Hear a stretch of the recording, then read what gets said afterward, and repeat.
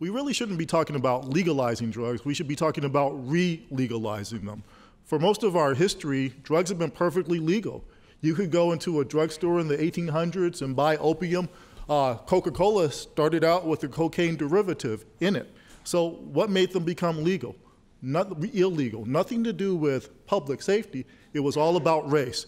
First drug criminalized, opium, San Francisco, 1890. The concern was that Chinamen were using it to seduce white women. Can trace it right down the line. Marijuana, Mexican field hands. It was making them lazy. With blacks, it was that cocainized Negroes were running rampant in the South.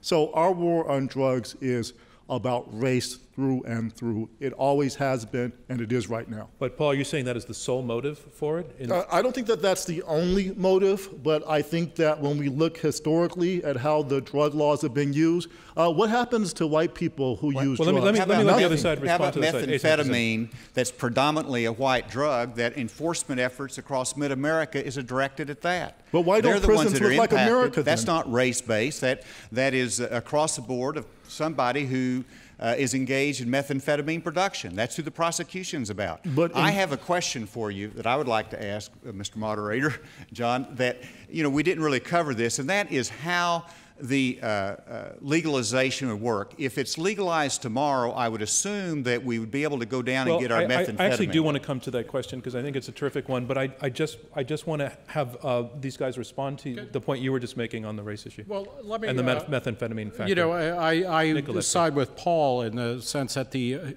origins of drug prohibition and many of the continuing policies are inextricably and I think incontrovertibly linked to race or other outgroup stigma. LSD became associated with young people in the 60s. It was banned. It was legal effectively but weren't until young people 1967. considered pretty cool in the 60s? Not by old people, you know.